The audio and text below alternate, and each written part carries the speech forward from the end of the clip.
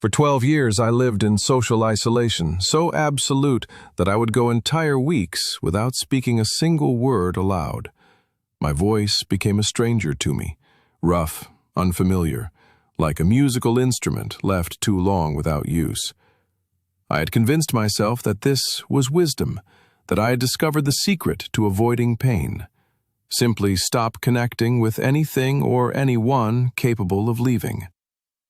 But on October 12th, 2023, on the 17th anniversary of the death of a young Italian boy I didn't even know existed, Carlo Acutis sat down beside me on the bench where I fed pigeons every afternoon. And in 40 minutes of impossible conversation, he destroyed 12 years of emotional walls I had built to protect myself from suffering. My name is Roberto Martin Solis. I am 67 years old. And this is the story of how a dead teenager gave me back my life. I was born in 1956 in Buenos Aires, in the Flores neighborhood, the second of 4 children in a working-class Argentine family.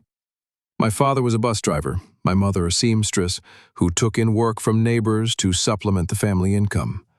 We weren't poor, exactly, but we understood the value of every peso, the importance of not wasting anything, not food, not fabric, not opportunities. I was good with numbers. It came naturally to me, the way music comes naturally to some people. While my siblings struggled with arithmetic homework, I could calculate percentages and compound interest in my head. My teachers recognized this gift early and encouraged me to pursue accounting.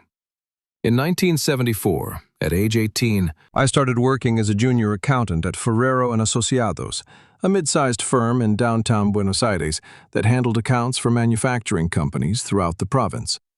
I loved the work, the precision of it, the way numbers told stories about businesses, about success and failure, about careful planning and reckless decisions. I met Carmen in 1978 at a wedding of a mutual friend. She was a teacher at a primary school in Villa Crespo, 7 years younger than me, with dark curly hair and a laugh that seemed to light up whatever room she was in. We dated for 2 years, married in 1980, and built what I thought was an unshakable life together. We had 2 sons, Diego, born in 1982, Matias in 1985. Carmen continued teaching while I steadily advanced at Ferrero and Asociados, eventually becoming senior accountant and then, in 1995, partner. We bought a small house in Villa Crespo, close enough to Carmen's school that she could walk to work. Life wasn't glamorous, but it was stable, comfortable, filled with the ordinary pleasures of family dinners, weekend asados with friends, watching our sons grow into intelligent, kind young men. For 30 years, my life followed a predictable, satisfying pattern. I worked, Carmen taught. Our sons attended university, Diego studying engineering, Matias business administration. We took modest vacations to Mar del Plata or Córdoba. We saved money carefully, planning for retirement, for our sons' futures. I thought I had figured out the formula for a good life. Work hard, love your family, save for the future, stay grateful for what you have. And then, between 2010 and 2012, that life was systematically destroyed. Carmen was diagnosed with pancreatic cancer in March 2010. She was only 52 years old, still teaching, still vibrant and full of plans. The diagnosis came after months of vague symptoms she had dismissed. Back pain she attributed to standing too long in the classroom. Fatigue she blamed on the stress of the school year. By the time they found it, the cancer was already stage 4, metastatic. The oncologist, a kind man with tired eyes who had clearly delivered this news too many times, told us we should hope for 18 months, maybe 2 years, with aggressive treatment. Carmen lived for 22 months. 22 months of chemotherapy that made her violently ill, radiation that burned her skin, experimental treatments that drained our savings and gave us hope that proved to be false. 22 months of watching the woman I loved disappear inside a body that was betraying her cell by cell. She died on January 14th, 2012, at home in our bedroom, with me holding her hand. In her final moments of consciousness, she pulled me close and whispered, "Roberto, promise me you'll take care of the boys. Promise me you won't let this break you. Promise me you'll keep living." I promised. I lied. 3 months after Carmen's death, in April 2012, I was called into a meeting at Ferrero and Asociados. The firm had been struggling financially. I knew this, I had seen it in the accounts, but I had assumed my position as partner made me secure. I had been with the company for 38 years. I had helped build it. The meeting lasted 7 minutes. A new executive director, a man 15 years younger than me, who had been brought in to modernize operations, explained with cold efficiency that the firm was restructuring. My position was being eliminated. They were very sorry. I would receive a severance package as stipulated in my contract, but effective immediately, I was no longer employed. At 56 years old, still raw from burying my wife, I was unemployed. I told myself it would be temporary. I had experience, credentials, 3 decades of impeccable references. I would find something else. But 2012, Argentina was in economic crisis. Companies were downsizing, not hiring. And I discovered that being 56 years old in a country that worshipped youth made me essentially unemployable. Every interview, and there were painfully few, ended the same way. "We'll be in touch." They never were.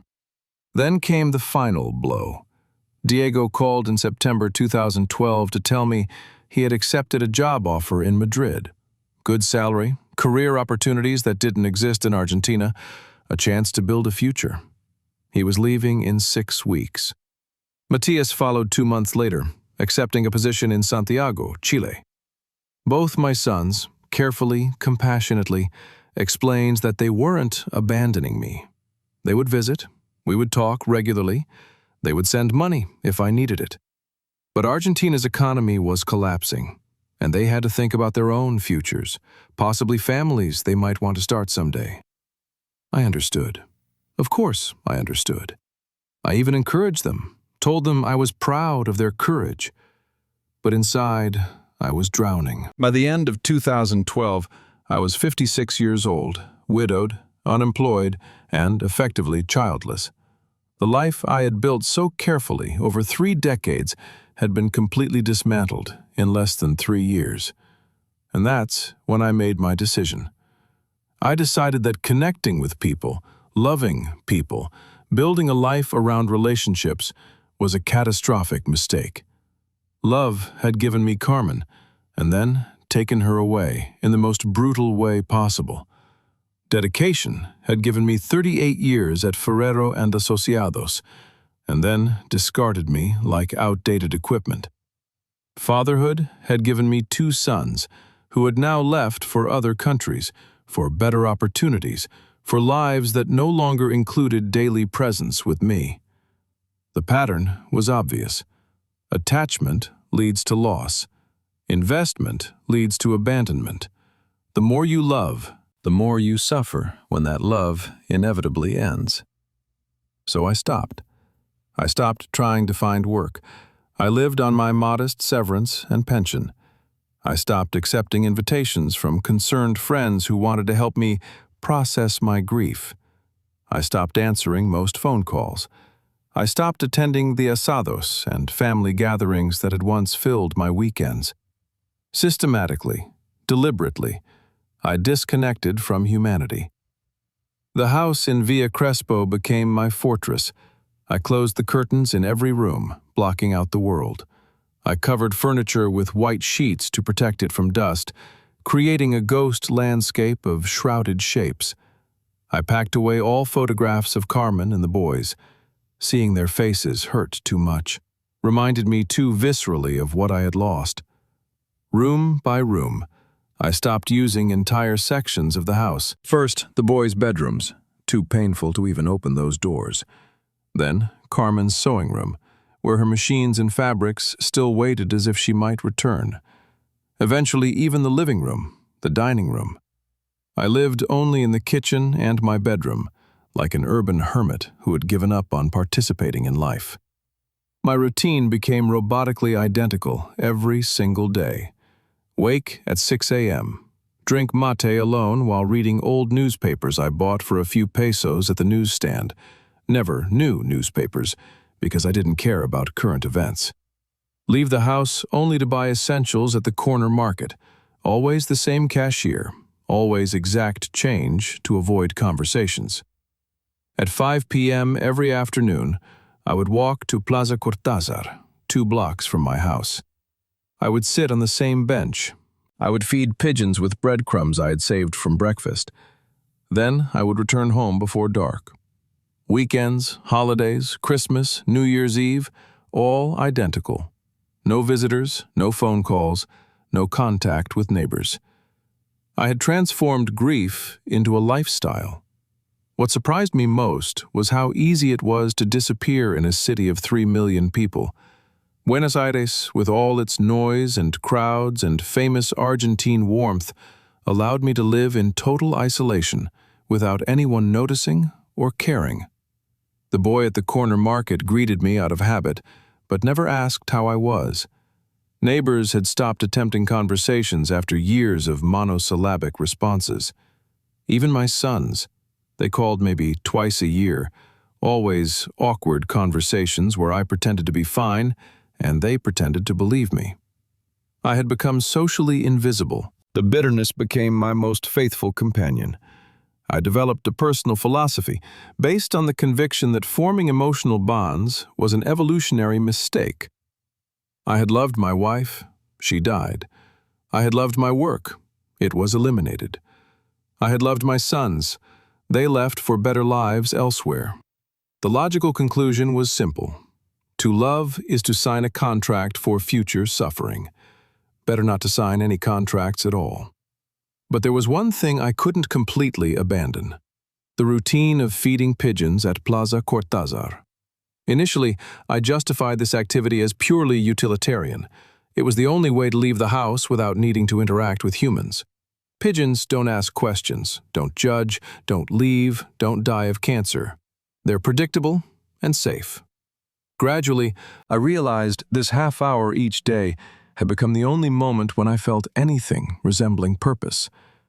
I learned to recognize individual birds, the one with the damaged left wing that landed awkwardly, the old female with patchy feathers who always arrived first, the young aggressive male who tried to dominate the feeding area. I told myself this wasn't connection, this wasn't relationship. These were just birds, just reflex and instinct. But if I'm being honest, and at this point there's no reason not to be, those pigeons were the only living beings I allowed myself to care about. They were my compromise with the universe. I would maintain one thread of connection, but only with creatures that couldn't hurt me with their leaving. October 12th, 2023, was a Thursday. I remember because I had been keeping a calendar. Not to track anything meaningful, but simply to maintain some sense of time's passage. Without work, without family events, without anything to mark the days as special, time had become a featureless landscape where one day bled indistinguishably into the next. I arrived at Plaza Cortázar at 5 p.m. exactly, as always. It was a typical autumn afternoon in Buenos Aires, that particular quality of light that comes in early October, golden and slightly melancholic, with a coolness in the air that announces winter's approach. The plaza was moderately busy with the usual late-afternoon crowd. Mothers with young children at the playground, elderly men playing chess at the concrete tables, a few teenagers on skateboards, couples walking dogs. The jacaranda trees were beginning to bloom their purple flowers, creating patches of color against the gray urban landscape.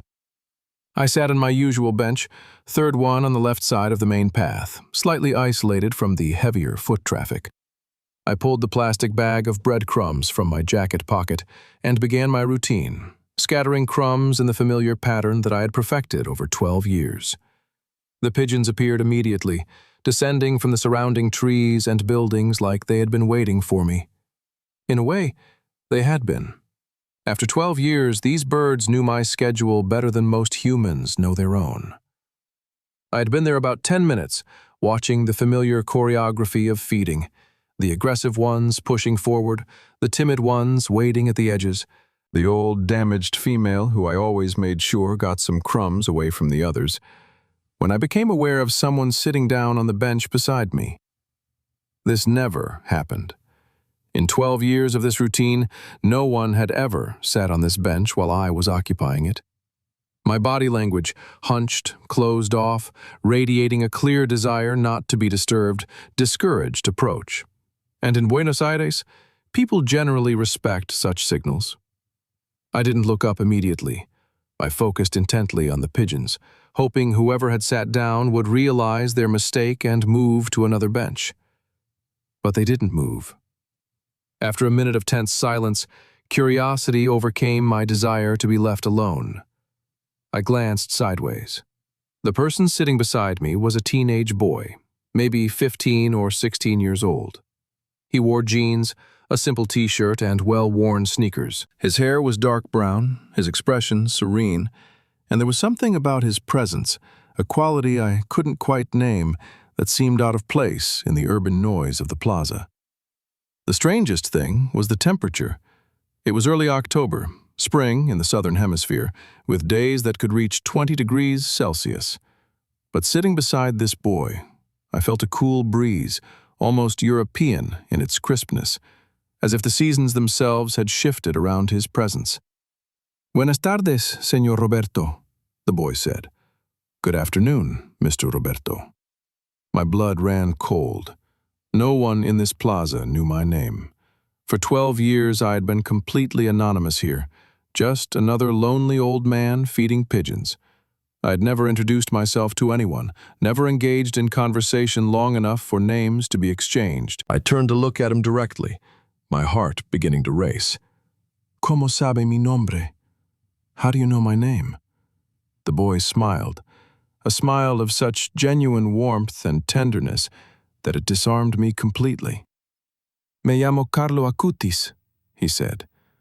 "Morí hace exactamente 17 años, el 12 de octubre de 2006, a los 15 años. Vengo de Italia, pero hoy estoy aquí porque usted necesita saber algo muy importante sobre la soledad que eligió y sobre la misión que abandonó sin saber que la tenía. My name is Carlo Acutis. I died exactly 17 years ago, on October 12th, 2006, at 15 years old. I come from Italy, but today I'm here because you need to know something very important about the solitude you chose, and about the mission you abandoned without knowing you had it. My first instinct was to stand up and leave. Clearly, I was dealing with a disturbed young person, perhaps suffering from delusions, or engaged in some elaborate prank. But something held me in place, not physical restraint, but a strange gravity in his presence that made leaving feel impossible. "Roberto," Carlo continued, his Spanish perfect but carrying the faintest trace of an Italian accent. "Durante 12 años, usted pensó que estaba protegiéndose del dolor, pero en realidad estaba desperdiciando un don muy especial que Dios le dio. For 12 years you thought you were protecting yourself from pain, but really you were wasting a very special gift that God gave you." He gestured toward the pigeons still feeding at our feet, unbothered by this strange conversation unfolding above them. "Vea cómo estos animalitos vienen a usted todos los días. Ellos sienten la tristeza que usted lleva, pero también sienten el amor que aún existe debajo de esa tristeza. Los animales no se equivocan sobre estas cosas. Look how these little animals come to you every day. They feel the sadness you carry, but they also feel the love that still exists beneath that sadness. Animals don't make mistakes about these things. I wanted to speak, to protest, to demand explanations, but my voice had abandoned me. Carlo turned slightly on the bench to face me more directly. His eyes, dark brown, remarkably clear, seemed to look not at me but into me, as if he could see layers of accumulated sorrow I had never shown anyone. "Usted le hizo una promesa a Carmen," he said gently. "En sus últimos momentos conscientes, Cuando ella lo jaló cerca en esa cama en el dormitorio de su casa, ella susurró, Roberto, promise me you'll take care of the boys. Promise me you won't let this break you. Promise me you'll keep living. You made a promise to Carmen. In her final conscious moments, when she pulled you close in that bed in your bedroom, she whispered, Roberto, promise me you'll take care of the boys. Promise me you won't let this break you. Promise me you'll keep living. The world seemed to stop spinning. Those words, Carmen's exact final words to me. I had never repeated them to anyone, not to the boys, not to friends who asked about her death. They were sacred, private, the last gift she had given me before slipping into the coma from which she never awakened. ¿Cómo? How? The question died in my throat. She said those words in English, Carlo continued softly, because she wanted to make absolutely sure you understood. Even though you both usually spoke in Spanish, Carmen knew that her final request needed to be in the language you both used for serious things, important things. She said, Promise me you'll keep living. And you answered, I promise, mi amor. I promise. Tears were streaming down my face now, hot and unstoppable. I hadn't cried, truly cried, since Carmen's funeral 11 years ago. I had locked away that grief, buried it so deep I thought it had fossilized into something inert and safe. You lied to her, Roberto, Carlo said. But there was no judgment in his voice, only profound sadness. You promised you would keep living. But for 12 years, you've only been existing. There's a difference. You don't understand. I finally managed to choke out. Everything I loved was taken from me. My wife, my career, my sons left. What was I supposed to do? Keep loving? Keep connecting? Just sign up for more pain? Yes, Carlo said simply. That's exactly what you were supposed to do. I laughed bitterly through my tears. That's insane. That's masochism. No, Carlo replied calmly. That's being human. Roberto, you think you discovered some profound truth, that the way to avoid suffering is to stop loving. But you didn't avoid suffering. You just changed its form. Instead of the sharp, clean pain of loss, you've been experiencing the slow, suffocating pain of isolation for 12 years. You didn't escape suffering. You just chose a worse version of it. The accuracy of this observation struck me like a physical blow. Carlo continued. When you lost Carmen, you felt like you couldn't survive that pain. But you did survive. You're still here. When you lost your job, you felt humiliated and worthless, but you survived that too. When Diego and Matias left for other countries, you felt abandoned. But Roberto, they didn't abandon you. They went to build lives in countries with more opportunity, and they still call you, still care about you, still worry about the father who has disappeared into his own grief. How can you possibly know all this? I demanded, anger now mixing with my tears. Who told you these things? Carmen did, Carlo said simply. I stared at him, unable to process what he had just said. When someone dies young, as I died young, Carlo explained, sometimes we're given special missions. One of mine is to visit people who are wasting their potential for love because they're afraid of suffering more. Carmen asked me to come talk to you. Carmen, I couldn't finish the sentence. She's well, Roberto. She's in a very beautiful place, without pain, without cancer, with the smile you loved most. But she's worried about you. She's been watching you for 12 years, watching you transform the love you shared into a prison of bitterness. And she wants you to know something. Carlo leans closer, his voice dropping to barely above a whisper. The pain you feel because of her death. It isn't a betrayal of her memory. It's proof that you loved truly. And that true love shouldn't die with the person you loved. It should transform, should continue, should flow outward toward others who need it. For several minutes, I couldn't speak. I sat there on that bench, tears streaming down my weathered face, while pigeons continued to peck at breadcrumbs around our feet, oblivious to the impossible conversation unfolding above them. Finally, I found my voice. If this is real, if you're really who you say you are, if Carmen really sent you, then prove it. Tell me something no living person could know. Carlo nodded as if he had been expecting this request. On your wedding night, January 12, 1980, you and Carmen stayed at a small hotel in San Telmo. You couldn't afford anything fancy. The room cost 90 pesos, which was almost all your savings at the time. The wallpaper was peeling in one corner. The bathroom had a dripping faucet you couldn't fix, and the bed was too soft. I felt my breath catch. No one knew about that hotel. We had never talked about it, never mentioned it to friends or family. It was a private memory, slightly embarrassing given how modest it was. But none of that mattered, Carlo continued, because Carmen said something to you that night that became the foundation of your entire marriage. She was lying in your arms, and she said, "Roberto, I don't need a perfect house or perfect circumstances. I just need you to promise that no matter what life brings, good or bad, we face it together. Promise me we'll always be honest with each other, even when honesty is hard." The memory came flooding back with such force that I gasped aloud. Yes, Carmen had said exactly that, and I had promised. And for 32 years of marriage, we had kept that promise. We had faced everything together: financial struggles, Diego's health problems as an infant, the deaths of both our parents, Carmen's cancer. We had faced it all together, with honesty, until death had separated us.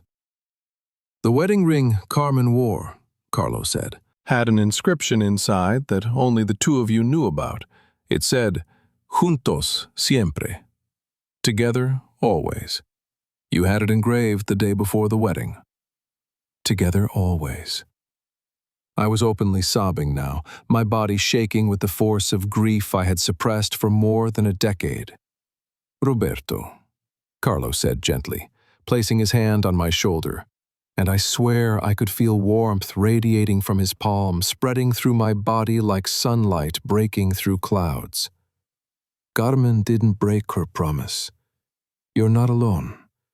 She's been with you every day for 11 years.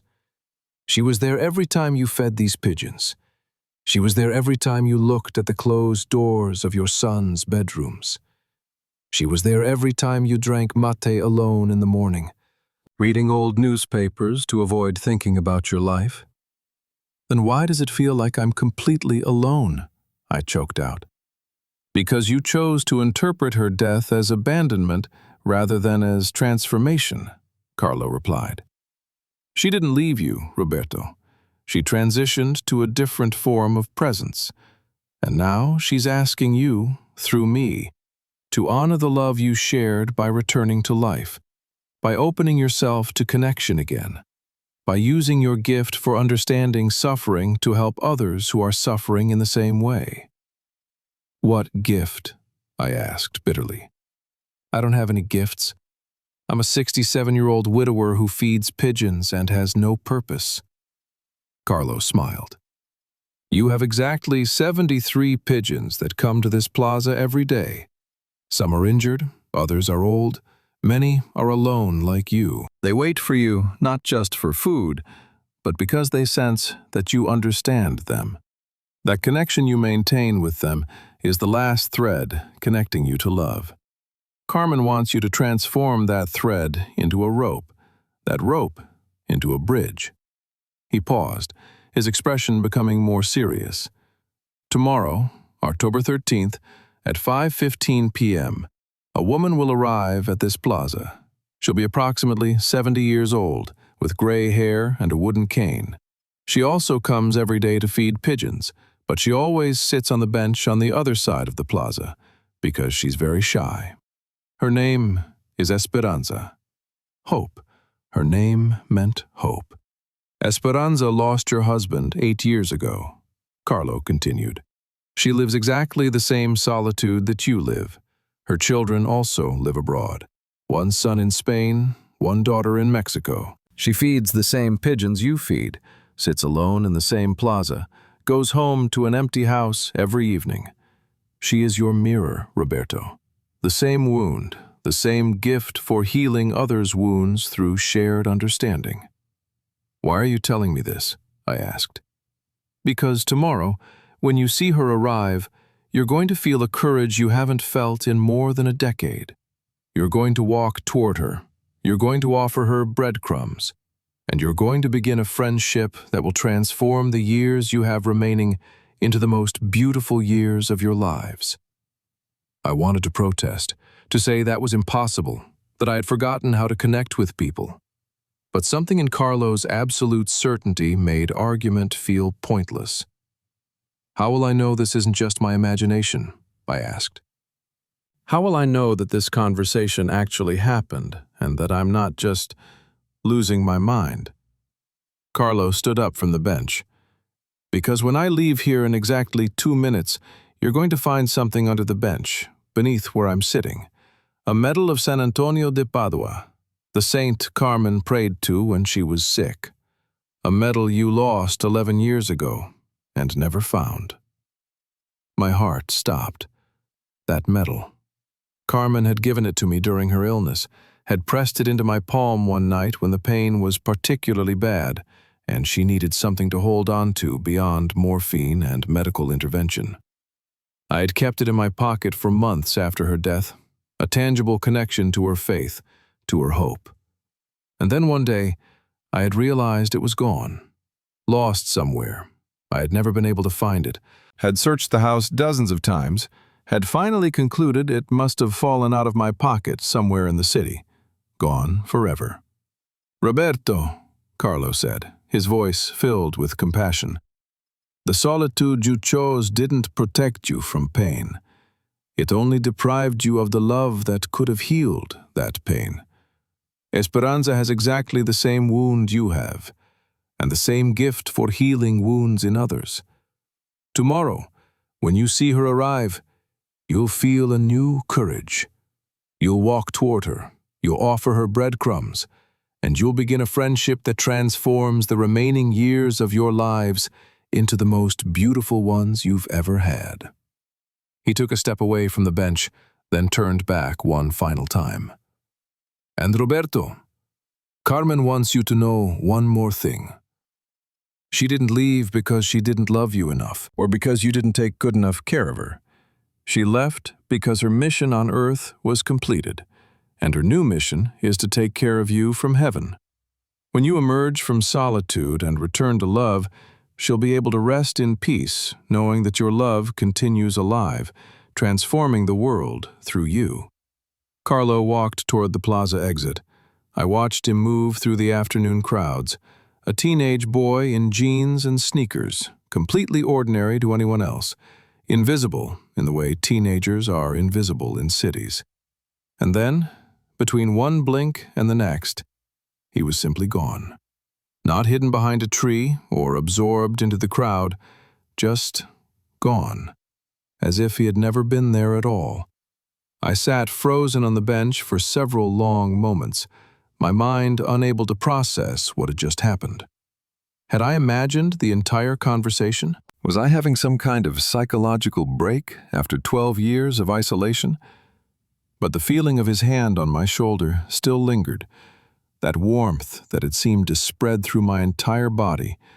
The words he had spoken still echoed in my ears with perfect clarity. The tears drying on my face were real, physical proof that something profound had occurred. With shaking hands, I reached beneath the bench where Carlo had been sitting. My fingers touched something metallic. I pulled it out and stared, my vision blurring with fresh tears. It was my medal of San Antonio de Padua, the same medal Carmen had given me 11 years ago. I recognized it immediately, the particular style of the engraving, the slightly worn edge where my thumb had rubbed it obsessively during Carmen's final months, the thin chain that I had meant to replace, but never did. The medal I had lost and searched for countless times, the medal I had finally accepted, was gone forever. Here it was, gleaming as if it had been freshly polished, lying exactly where Carlo had said it would be. I clutched it in my fist, pressing it against my chest, and wept. Wept in a way I hadn't allowed myself to weep since Carmen's funeral. Wept with great, heaving sobs that drew curious glances from people passing on the plaza paths. But I didn't care. Couldn't care. The dam I had built to contain 12 years of grief had finally broken, and everything came flooding out. The pigeons scattered at the intensity of my emotion, startled by sounds they had never heard from the quiet man who fed them every day. I don't know how long I sat there crying. The sun moved across the sky. The quality of light shifted from golden afternoon to the softer tones of approaching evening.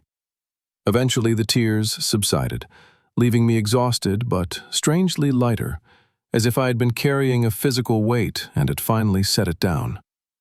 I looked at the medal in my palm. Real, solid, impossible, and yet undeniably here. Carlo's words echoed in my mind. Tomorrow, October 13th, at 5:15 p.m., a woman will arrive at this plaza. Could I really do what he had said? Could I actually approach a stranger, offer her breadcrumbs, begin a conversation after 12 years of deliberate silence? The old Roberto, the Roberto who had existed for the past 12 years, would have said no. Would have dismissed the entire encounter as a stress-induced hallucination, would have gone home, locked the door, returned to the safety of isolation. But something had changed. That conversation with Carlo, whether I fully understood it or not, had cracked something open inside me. A possibility I had closed off was suddenly, terrifyingly, open again. That night, I couldn't sleep. I lay in bed, the medal clutched in my hand, replaying every word of the conversation, analyzing it for rational explanations, finding none that made sense. The next day, October 13th, passed with agonizing slowness. I went through my usual morning routine mechanically, my mind entirely focused on 5:15 p.m. Part of me hoped Carlo's prediction wouldn't come true, that no woman would appear, that I could dismiss the entire episode and return to my familiar routines. But a larger part, a part I hadn't accessed in years, desperately hoped it would. At 5 p.m., I walked to Plaza Cortázar. My hands were shaking, my heart was pounding. I felt like a teenager preparing for a first date, terrified of rejection, of failure, of human connection. I sat on my bench and began feeding the pigeons, my eyes constantly drifting to the plaza entrance, watching for a woman with gray hair and a wooden cane. 5:10 p.m. Nothing. 5:12 p.m. Nothing. 5:14 p.m. I told myself I had been foolish to hope, that I should feel relieved rather than disappointed. And then, at exactly 5:15 p.m., she appeared. An elderly woman, perhaps 70 years old, with gray hair pulled back in a simple bun. She wore a floral print dress and carried a wooden cane with a carved handle. In her other hand, she held a small bag, presumably containing breadcrumbs, just like mine. She entered the plaza and began walking toward the bench on the far side, the bench Carlo had mentioned, her usual spot. For a moment, I was paralyzed. Every instinct told me to stay where I was, to not risk human contact, to protect myself from potential rejection or awkwardness. But then I felt it. That same warmth I had felt when Carlo placed his hand on my shoulder. A courage that seems to come from outside myself, filling my chest, moving my legs before my mind could overthink. I stood up. My legs carried me across the plaza. The woman had just sat down on her bench and was beginning to open her bag when I arrived in front of her. "Perdón, señora," I said, my voice rough from disuse but stronger than I expected. "Excuse me, ma'am. Would you like some breadcrumbs? I have extra." She looked up, startled. Her eyes, I noticed they were green, a beautiful sea green like Carmen's had been, widened in surprise. I have my own," she said, hesitantly, gesturing to her bag. "I know," I replied. "But I thought perhaps you might like some company while you feed them?" For a long moment, she just stared at me. I could see her calculating, deciding, weighing the risks of accepting this strange invitation from a man she'd never spoken to before. And then, slowly, she smiled. "That would be nice," she said softly. "I'm Esperanza." "Roberto," I replied. "Roberto Martín Solis." That first conversation lasted over an hour. We sat side by side on her bench. I had crossed the plaza, literally and metaphorically, and fed pigeons together while talking about everything and nothing. The similarities between our lives were staggering, almost impossible.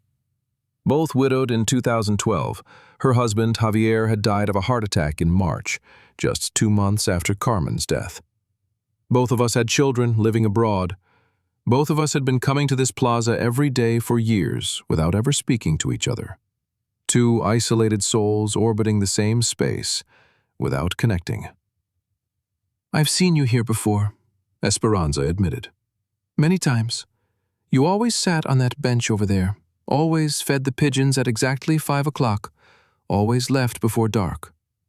I thought about saying hello so many times, but I don't know, afraid, I suppose."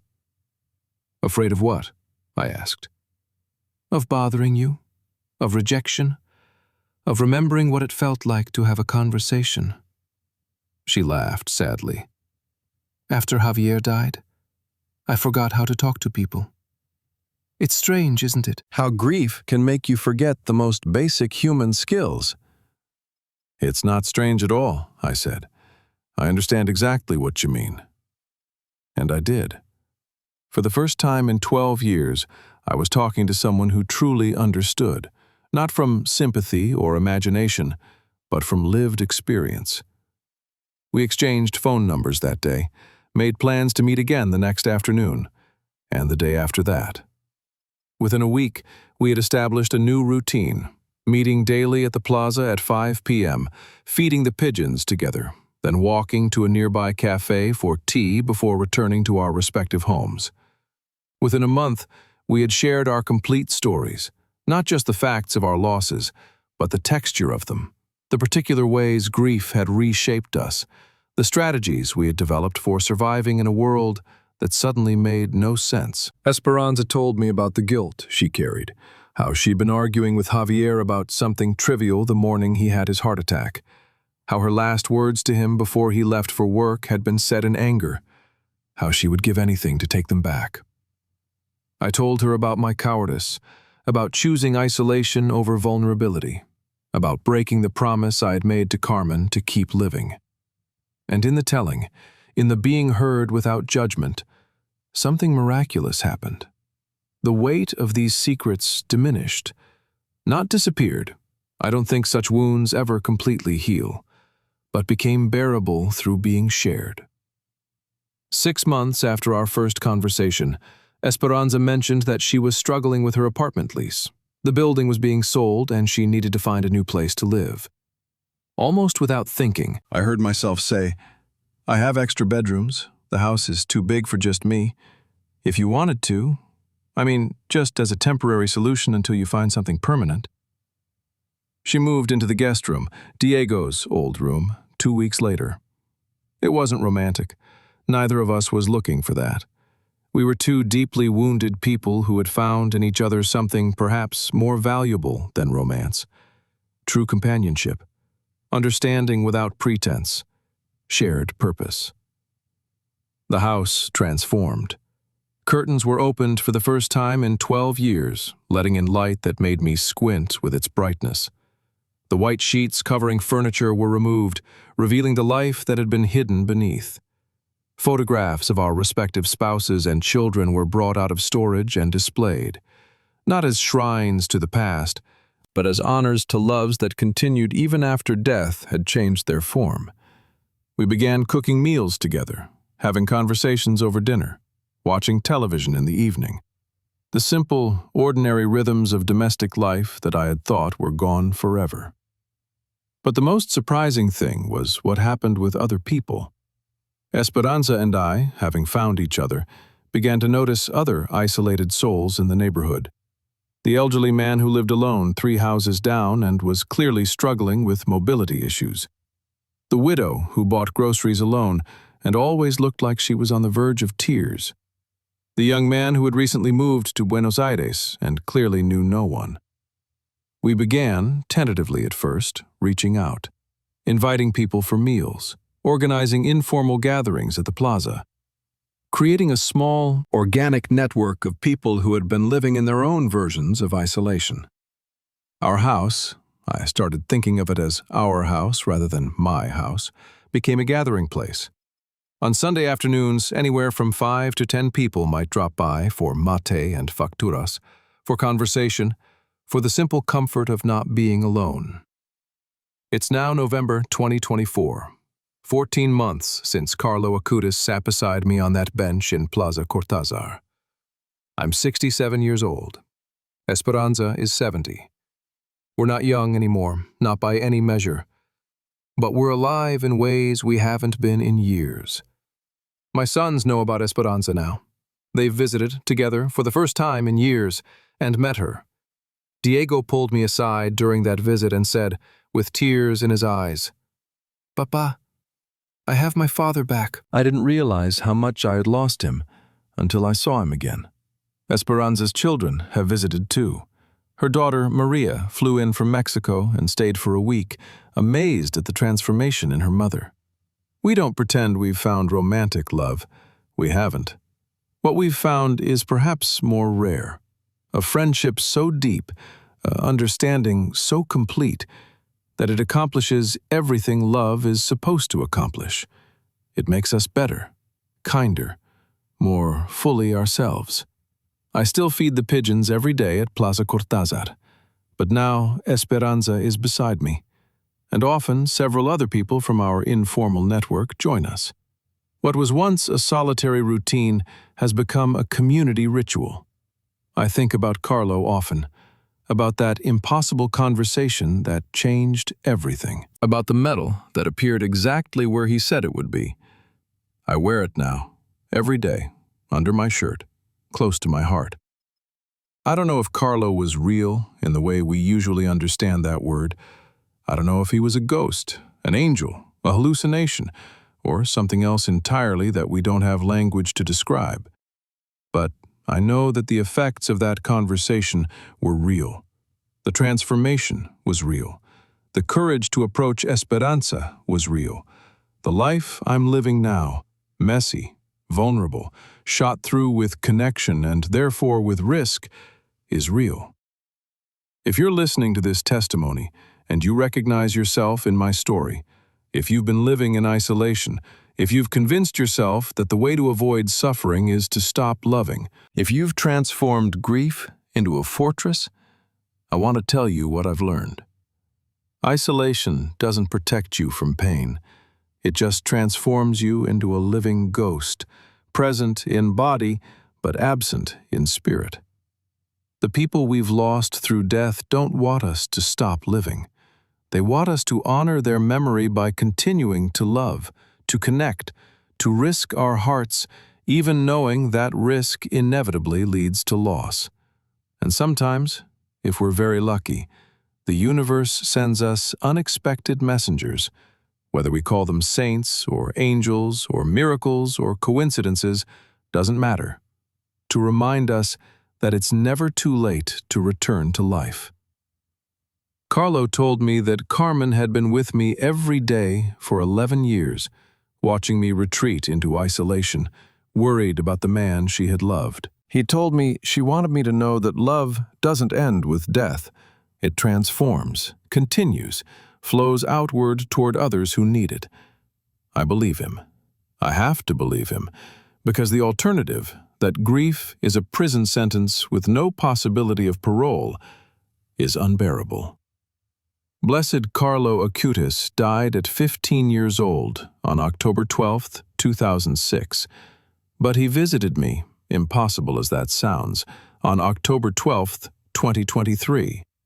And in 40 minutes, he demolished 12 years of walls and gave me back my life. To anyone carrying isolation as a shield against suffering, lower your shield. The suffering you're avoiding through isolation is actually worse than the suffering you might experience through connection, because isolation is suffering without meaning, while connection, even when it leads to loss, is suffering that transforms us into more compassionate, more fully human versions of ourselves. Carmen kept her promise to me. She didn't leave me alone. She sent help when I needed it most, even if I didn't recognize that I needed it. Now it's my turn to keep my promise to her, to keep living, fully and vulnerably, and connected to the world and the people in it. This is my testimony. Make of it what you will. But if it reaches even one person living in self-imposed isolation, if it gives even one person the courage to lower their walls and risk connection again, then sharing it will have been worth whatever skepticism or judgment it brings. Blessed Carlo Acutis, pray for all of us who are hiding from life because we're afraid of death. Pray for all the isolated souls who have forgotten that grief shared is grief diminished. Pray for everyone who needs the courage to transform their loneliness into connection. And pray especially for people like I was, people so committed to protecting themselves from pain that they've forgotten that a life without risk is not safety, it's just a slower form of death. Amen.